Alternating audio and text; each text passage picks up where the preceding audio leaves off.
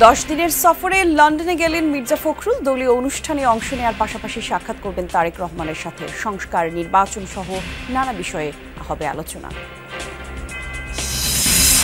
বছরের মাঝামাঝি আলোচনার তুঙ্গে থাকা রাসেলস ভাইপার যেন হঠাৎ উধাও। আংশিক তথ্য প্রচারে ছড়ায় আতঙ্ক, বলছেন কীটতত্ত্ববিদরা। শীত শেষে দেখা মিলতে পারে আবারও।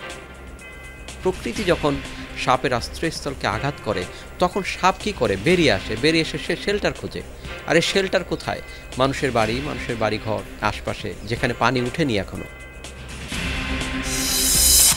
সিসি ক্যামেরার ফুটেজ দেখে চট্টগ্রামে সংঘবদ্ধ গরু চোর চক্রের সন্ধান। ধরাছোঁয়ার বাইরে মন হোতা গ্রেফতারকৃতরা জানালো চুরির কৌশল। আমি মনে বুঝাইতে পারছি যে গরুগুলো আমি ফেরত পাবো। দেখা যাচ্ছে যে পুলিশ অনেক কষ্ট করে চোর ধরতেছে, ওনারা জামিনে বেরিয়ে আবার চুরি ডাকাতি করতেছে। অগ্রহায়ণের শিশির ভেজা ভোর জানান দিচ্ছে শীতের আগমনী বার্তা। চুয়াডাঙ্গায় খেজুরের রস সংগ্রহের ধুম, গুড় তৈরির ব্যস্ততা গাছিদের।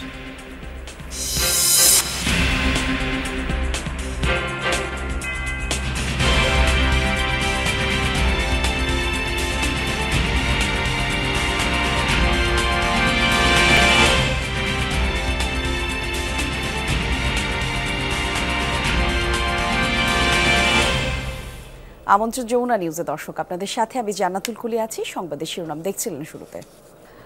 10 দিনের সফরে লন্ডনের উদ্দেশ্যে ঢাকা ছিলেন বিএনপি মহাসচিব মির্জা ফখরুল ইসলাম আলমগীর। বাংলাদেশের বিমানের BG201 নম্বর ফ্লাইটে থাকা সকালে 8টা 20 মিনিটে সস্ত্রীক ঢাকা ছেড়েছেন তিনি। লন্ডনের এই সফরে তিনি বিএনপির বিভিন্ন দলীয় অনুষ্ঠানে অংশগ্রহণ করবেন।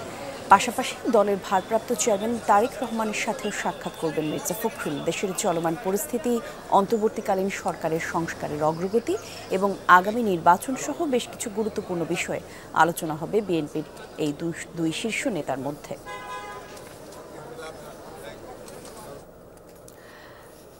দর্শক, বিষধর সাপ রাসেলস ভাইপারের কথা নিশ্চয়ই মনে আছে আপনাদের। চলতি বছরের মে-জুন মাসে আলোচনায় সবার উপরে থাকা এই সাপ হঠাৎ করেই যেন উধাও হয়ে গেছে। কোনো মহলেই নেই তার কোনো আলাপ বা আলোচনা। রাসেলস ভাইপার তাহলে হারালো কোথায়? সেই খবর জানার চেষ্টা করেছেন সহকর্মী তাজরুল ইসলাম, ছবি তুলেছেন নাহিদ হোসেন। এখানে যেহেতু রাসেল ভাইপার আসছে আর ওই এলাকায় অনেক সাপই আছে, কারণ এটা থাকতেই পারে কোন হালে আছে কি আশেপাশে, এটা তো যখন একজনের সামনে পড়ে তখন সে দেখা যায়। বিষধর সাপ রাসেলস ভাইপার ধরে দেশব্যাপী পরিচিতি পাওয়া সাপুড়ে মিনু ঢালি বলছিলেন, গেল জুনে এই জায়গা থেকেই বিশাল সাইজের একটি রাসেলস ভাইপার ধরেছিলেন তিনি। শরীয়তপুরের সখীপুর থানার উত্তর তারাবুনিয়ায় মুখে মুখে এখনো সেই গল্প।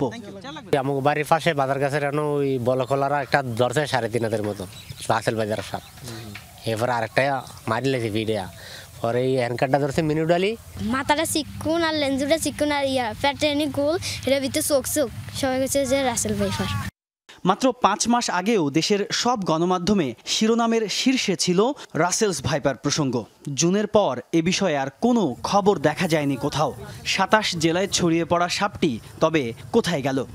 দেখলে মনে করেন ভয় করে আমরা দিয়ে দৌড়, আমরা মনে করেন কাছে দৌড়, আরে হাফ তো হাফ, আরে সব বোনাস এই হাফের লেগে আমরা থাকতাম না। তারাবনের স্টুডেন্টকে আমি 1 সপ্তাহ রাত্রে ঘুমাইতাম নৌকার ভিতরে। এও মানুষ বয়ে থাকতো লাইট লিয়া, আবার আয় কিনা নদীতে এমন ছোট ফলতা নদীতে ভাঙে, নদীর হেভের গিয়ে থাকতাম তখন হালায় বা হায়া লইয়া যাবার বড় গেলে এমন ভয় পাইছি সাপের। পদ্মার মাঝে ভেসে ওঠা বিশাল চর তারাবুনিয়া, আশপাশ মিলিয়ে এখানে বসত কয়েক হাজার মানুষের। বিষাক্ত সাপ রাসেলস ভাইপার ঝড় গেছে তাদের উপর দিয়েও। মনে মনে এখনো সেই ভয় আছে, তাই বলছিলেন এই কৃষক। আর এটার তো ভয় ভাই, এই রাসেল ভাইপার কথা বলো হলে এটা ভয় ভাই, মানে এই যে ইন্দুরের গদ, এই গদে মনে করেন আমি যেন কাটবো 1 ঘন্টায়, হেন কাটি 3 ঘন্টায়, তারপরে একটু সেরবা খাই, কারণ মরণের ডর সবাই করে। গবেষকরা বলছেন মার্চ, এপ্রিল, মে মাস রাসেলস ভাইপারের প্রজননের সময়। বর্ষায় সাপের আবাসস্থলে পানি উঠলে তারা অনেক সময় ডাঙ্গায় চলে আসে। বিষধর চন্দ্রবোড়া সাপ আক্রমণাত্মক না হলেও সামাজিক মাধ্যমে উল্টো তথ্য প্রচার করা হয়েছে, ফলে কেবলই বেড়েছে আতঙ্ক। মানুষ যখন সাপের আশ্রয়স্থলকে আঘাত করে অথবা প্রকৃতি যখন সাপের আশ্রয়স্থলকে আঘাত করে তখন সাপ কী করে বেরিয়ে এসে সে শেল্টার খোঁজে। আর এই শেল্টার কোথায়? মানুষের বাড়ি ঘর আশপাশে যেখানে পানি উঠেনি এখনো। জাহাঙ্গীরনগর বিশ্ববিদ্যালয়ের এই অধ্যাপক জানালেন, শীত শেষ হলে কিংবা বর্ষার শুরুতে আবারও লোকালয়ে দেখা যেতে পারে অতি বিষধর এই সাপ। ভয় না পেয়ে বরং সতর্কতার সাথে তাদের এড়িয়ে চলার পরামর্শ এই কীটতত্ত্ববিদের। ফেসবুককে প্রচারণা অথবা ইউটিউবে প্রচারণা বাড়ানোর জন্য এমন নিউজ তারা প্রকাশ করে তাদের কাটতি যেন বাড়ে। হ্যাঁ, সেটা আসলে আমাদের মনে হয় যে সামাজিক দায়বদ্ধতার জায়গা থেকে করা উচিত না। বাংলাদেশের মানুষ গুজব ছড়াতে পছন্দ করে, গুজব বিশ্বাস করতে পছন্দ করে, আর তখন এটি ব্যাপক আকারে ছড়িয়ে যায়, যেটি চন্দ্রবোরা সাপ বা রাসেল ভাইপারের ক্ষেত্রে হয়েছে। প্রাকৃতিক ভারসাম্য রক্ষায় চন্দ্রবোরা সহ যে কোনো সাপ নিধন না করার পরামর্শ দেন এই গবেষক। রাসেলস ভাইপার জ্বরে যখন কাঁপছিল দেশ, তখন ছিল আউশ ধান কাটার মৌসুম, আর এখন কাটা হচ্ছে আমন ধান। সময়ের হিসেবে এই 5 মাসে অনেকখানি কমেছে মানুষের আতঙ্ক। তবে কি রাসেলস ভাইপার নেই হয়ে গেছে? না, রাসেলস ভাইপার আছে, আতঙ্ক আর ভয় হয়ে মানুষের মনের গহীনে। তাজনুর ইসলাম, যমুনা নিউজ, সখীপুর, শরীয়তপুর। চট্টগ্রামে খামার থেকে একে 54টি গরু চুরির পর অবশেষে ধরা পড়েছে সংঘবদ্ধ চক্রের 2 সদস্য। পুলিশকে তারা জানিয়েছে চুরির কৌশল। তাদের দেয়া তথ্য মতে উদ্ধার হয়েছে 14টি গরু এবং বিভিন্ন জেলা থেকে চট্টগ্রামে এসে চুরির পর বাইরে সেসব গরু অর্ধেক দামে বিক্রি করে চক্রটি। তবে মূল হোতা সহ অন্যান্যরা এখনও ধরাছোঁয়ার বাইরে। গরু চোরদের ধরতে সিসি ক্যামেরার এই ফুটেজে ছিল ভরসা। এটির সূত্র ধরেই চলে পুলিশের তদন্ত। গন্তব্য অনুসরণ করে দেখা যায় গরু বহনকারী ট্রাকটি চলাচল করে কুমিল্লার চান্দিনা ও চাঁদপুরের মতলব এলাকায়। সেখানে অভিযান চালিয়ে 2 জনকে গ্রেফতার করে পুলিশ। উদ্ধার হয় সেখানে বিক্রি করে দেয়া 14টি গরু। গরুগুলো বেশ বড় এবং বেশ স্বাস্থ্যবান। এগুলো একটা 2 লাখ টাকার উপরে গরু, কিন্তু ওরা কোনোটা 50,000, কোনোটা 1 লাখ টাকায় যেভাবে পেয়েছে সেভাবে বিক্রি করে দিয়েছে। খুবই কম মূল্যে বিক্রি করেছে। গ্রেফতারের পর ডাকাতির কৌশল পুলিশকে জানায় সংঘবদ্ধ চক্রের এই 2 সদস্য। ডাকাতির আগে সাধারণত যারা ডাকাতি করে থাকে তারা ওই এলাকাটা রেকি করে খোঁজখবর নিয়ে থাকে। খোঁজখবর নিয়ে তারা সুবিধাজনক সময়ে এই ডাকাতিগুলো সংগঠন করে থাকে। রাখালদেরকে অস্ত্রের মুখে জিম্মি করা গেল 24 অক্টোবর লুট করা গরু ফিরে পেয়ে খুশি খামারি। আমার তো খুব ভালো লাগছে এবং আমি মনে বুঝাইতে পারছি যে এই গরুগুলো আমি ফেরত পাবো। এখন আপনারা নিউজ করেছেন, পুলিশ প্রশাসন আমাদের সহযোগিতা করছে। গরু চুরি বন্ধে নিরাপত্তা বৃদ্ধি এবং চক্রের সবাইকে ধরার দাবি ব্যবসায়ীদের। যারা ডাকাতের সাথে ইনভলভ ওরা যেন জামিন না পায়।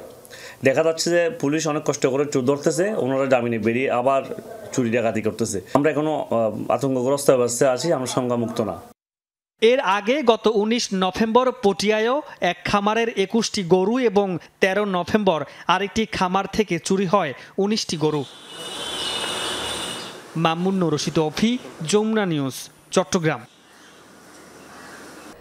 ঋতু পরিবর্তনে বদলেছে প্রান্তিকের দৃশ্য, সাথে বদলেছে জীবনযাত্রা। চুয়াডাঙ্গায় খেজুরের রস সংগ্রহের ধুম পড়েছে, গুড় তৈরিতে ব্যস্ত অনেকে। শীতের সকাল আর বিকেলের গল্প তুলে এনেছেন সহকর্মী জিসান আহমেদ।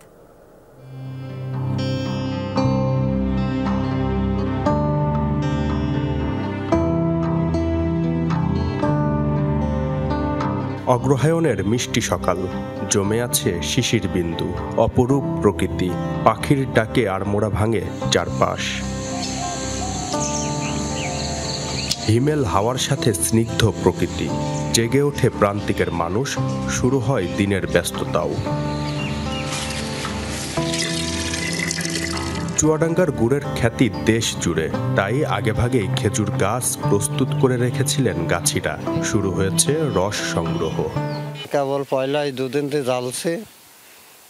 আপনার শীতের এটা হচ্ছে শীতে খেত, আপনার শীত যত বাড়বে রসের আমদানি তত বাড়বে। হাত ঝুড়িয়ে চাষাচোলা করে নলি মারার পরে ধরেন এই যে এখন থেকে ভাড় বাদ দিই, ফাল্গুন মাস পর্যন্ত কাটবো, ফাল্গুন মাসের 10-15 পর্যন্ত কাটবো।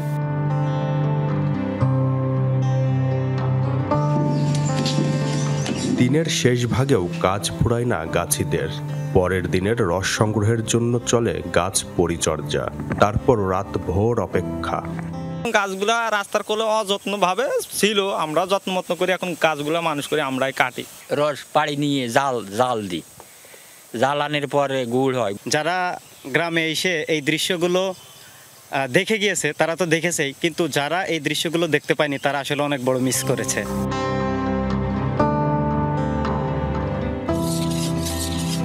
ঋতুর এই বদলে বাড়তি আয়ের পথ তৈরি হয়েছে অনেকের। গুড়ের মান ধরে রাখতে গাছিদের পরামর্শ ও সহযোগিতা করছে কৃষি বিভাগ। তাদের সাথে সার্বক্ষণিক পরামর্শ দিয়ে যাচ্ছেন যাতে এই এলাকার গুড়গুলি মানসম্মত হয়, বিশেষ করে নিপা ভাইরাস মুক্ত যাতে হতে পারে সে ব্যাপারে কৃষি বিভাগ চাষিভাইদেরকে, খেজুর গুড় উৎপাদনের সাথে জড়িত ব্যক্তিদেরকে নিয়মিত পরামর্শ প্রদান করছেন। এবার চুয়াডাঙ্গায় খেজুরের গাছ প্রস্তুত করা হয়েছে 2,71,960টি, যা থেকে রস সংগ্রহের পর 2,700 মেট্রিক টন খেজুরের গুড় তৈরি করা হবে এবং পাঠানো হবে দেশ ছাড়িয়ে বিদেশেও। জিসান আহমেদ, যমুনা নিউজ, চুয়াডাঙ্গা। চট্টগ্রামে আইনজীবী সাইফুল ইসলাম আলিফ হত্যার ঘটনায় নগরীর কোতোয়ালি থানায় হত্যা মামলা দায়ের করেছেন নিহতের বাবা। আর এই বিষয়ে আরো বিস্তারিত জানতে আমরা যাচ্ছি সহকর্মী মামুন রশিদ অভির কাছে। অভি, একটু জানাবেন মামলায় কতজনকে আসামি করা হয়েছে, বিস্তারিত কি কি তথ্য আছে এই প্রসঙ্গে আপনার কাছে?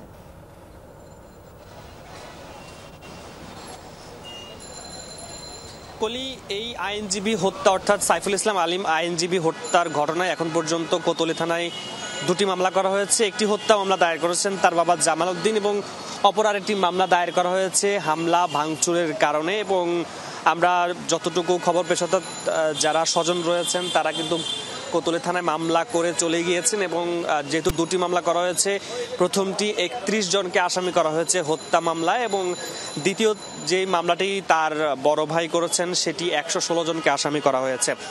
এবং আমরা আসলে পুলিশের সাথে কথা বলেছি, এই মামলাকে ঘিরে কিন্তু বেশ কিছু জটিলতা ছিল, বেশ কয়েকদিন ধরে মামলা হওয়ার কথা ছিল, অবশেষে সেই মামলাটি হয়েছে এবং পুলিশ প্রশাসনের পক্ষ থেকে এই মামলা বিষয়ে যত ধরনের সার্বিক সহযোগিতা করা দরকার, অর্থাৎ আইনি যত ধরনের পদক্ষেপ নেওয়ার কথা রয়েছে সেটি সবকিছু নেওয়া হবে এবং যারা এই মামলার সাথে জড়িত রয়েছেন দোষীদেরকে গ্রেফতার করে যত দ্রুত সম্ভব আইনের আওতায় নিয়ে আসার কথা বলছেন নিহতের স্বজনরা। এবং এই আইনজীবী হত্যার ঘটনায় একদম একেবারেই দৃষ্টান্তমূলক একটি শাস্তি নিশ্চিত করার কথা বলছেন এবং নিহত স্বজনরা বলছেন যে এইভাবে প্রকাশ্যে একজন আইনজীবীকে কুপিয়ে হত্যা, এটি তারা আসলে নিন্দা জানাচ্ছেন। এবং পুলিশের সাথে আমরা কথা বলেছি, তারা যেটি বলছেন মামলা হয়েছে, এখন মামলার যে পরবর্তী যে প্রক্রিয়া যেটি রয়েছে সেই প্রক্রিয়া কিন্তু তারা চলবে এবং যত দ্রুত সম্ভব কিন্তু তাদেরকে আইনের আওতায় নিয়ে আসা হবে। এবং যেহেতু 31 জন এবং অপর একটি মামলা 116 জনকে আসামি করা হয়েছে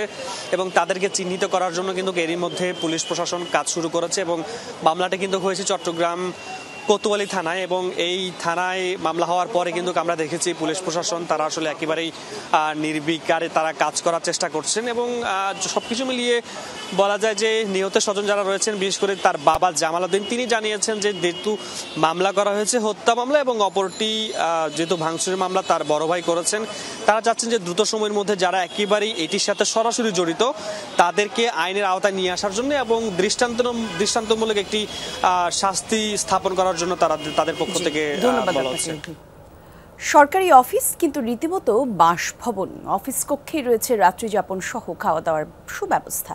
কার্যালয়ে এমন অনিয়মের অভিযোগ কুড়িগ্রাম পরিকল্পনা উপপরিচালক মোদাব্বের হোসেনের বিরুদ্ধে। এছাড়াও নিয়োগ, বদলি, বাণিজ্য সহ বরাদ্দের টাকা নয়ছয়ের অভিযোগ রয়েছে তার বিরুদ্ধে। এসব অভিযোগ খতিয়ে দেখে কঠোর পদক্ষেপের তাগিদ সচেতন নাগরিক সমাজের। দেখে বোঝার কোনো উপায় নেই, এটি একটি সরকারি অফিস। রাত্রি যাপনের জন্য অফিস কক্ষেই রয়েছে সুব্যবস্থা। সরকারি কাজ বাদ দিয়ে কর্মকর্তা কর্মচারীদের জন্য রান্না করছেন অফিস সহায়ক নূরজাহান বেগম।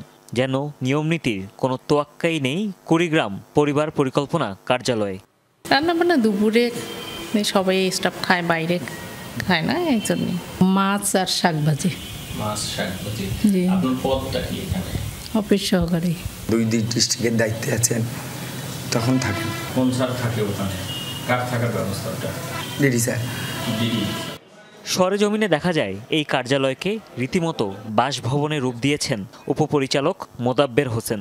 অভিযোগ, 2022 সালে কার্যালয়ে যোগদানের পর আওয়ামী নেতাদের ছত্রছায়ায় নিয়োগ ও বদলি বাণিজ্য সহ সরকারি বরাদ্দের মোটা টাকা হাতিয়ে নেন তিনি। পরিবার পরিকল্পনার উপপরিচালকের পাশাপাশি সদর উপজেলার পরিবার পরিকল্পনা কার্যালয়ের অতিরিক্ত দায়িত্বও পালন করেন। ভারতে পাচারকালে বিজিবির হাতে ধরা পড়া পরিবার পরিকল্পনা সরকারি ওষুধও এই জেলা থেকে গেছে বলে অভিযোগ। দিদির কাছে দেখা করতে গিয়ে তার কাছ থেকে মনে কর 2 লাখ টাকা দাবি করি বসে, সেই টাকা না দেওয়ার কারণে আবার তাকে জেলার বাইরে তাকে মনে করো অন্য জেলায় তাকে ট্রান্সফার করা হয়েছে। এক স্থান থেকে আরেক স্থানে ট্রান্সফার করতেছে 50 থেকে 1 লাখ টাকার বিনিময়ে 1-1.5 মাসের মধ্যে আবার পুনরায় জায়গা নিয়ে আসতেছে। অনুসন্ধানে নিয়োগ বাণিজ্যের প্রমাণ পায় টিম যমুনা। হোয়াটসঅ্যাপ মেসেজে দেখা যায় জেলা আওয়ামী লীগের সভাপতি জাফর আলী সই করা এক চিঠিতে 5 জনের জন্য চাকরির সুপারিশ করছেন মোদাব্বের। এর মধ্যে 4 জনেরই চাকরি হয়েছে। আপনি এটা ভুল তথ্য পাইছেন, আর আপনার এমনিতে আপনি বুঝতে পারবেন। আর আমরা তো আমি তো গ্রাজুয়েট কমপ্লিট হয়ে আমি তো বলতে না যাচ্ছে না, আর আপনার কেন আমি জবাব দিতে করব। তবে বদলি বা নিয়োগ বাণিজ্যের অভিযোগ অস্বীকার করেছেন অভিযুক্ত উপপরিচালক। অফিসে কি সম্ভব রান্না করে খাওয়া? থাকা তো থাকার তো রুম আছে, তো থাকা তো হয় না আমার। আমি তো 3টা জেলা দায়িত্বে। হ্যাঁ, আমি এখানে সপ্তাহে 1 দিন আসলাম, এই সপ্তাহে 1 দিন আসলাম। হ্যাঁ, আপনারা যেটা জানেন ওটা রিপোর্ট করেন। হ্যাঁ, যেটা আপনারা শুনেছেন আপনারা রিপোর্ট করেন। সচেতন নাগরিকদের মতে রাজনৈতিক পট পরিবর্তনের সাথে সাথে খোলস পরিবর্তন করে এমন অসাধু কর্মকর্তারা। প্রভাবশালী হওয়ায় ধরাছোঁয়ার বাইরেই থেকে যান তারা। মনিটরিং না থাকার কারণে এই সমস্ত সরকারি কর্মকর্তা সরকার বদলের সাথে সাথে নিজের বর্ণটাকেও বদলে ফেলেন। তদন্ত সাপেক্ষে কঠোর পদক্ষেপের তাগিদ কুড়িগ্রামবাসীর। হুমায়ুন রশিদ, যমুনা নিউজ। কুষ্টিয়ায় অভিযান চালিয়ে কোকেন সহ 14টি ভারতীয় মহিষ জব্দ করেছে বিজিবি। শুক্রবার সন্ধ্যায় দৌলতপুর উপজেলার উদয়নগর এবং চরচিলমারি সীমান্তে অভিযান পরিচালনা করে বিজিবির সদস্যরা। এ সময় 200 গ্রাম কোকেন উদ্ধার করে বিজিবির সদস্যরা, যার আনুমানিক মূল্য প্রায় 12 লাখ টাকা। এছাড়াও মালিকবিহীন অবস্থায় 5টি মহিষও উদ্ধার করা হয়। এর আগে বৃহস্পতিবার অভিযান চালিয়ে আরও 9টি মহিষ উদ্ধার করে বিজিবি।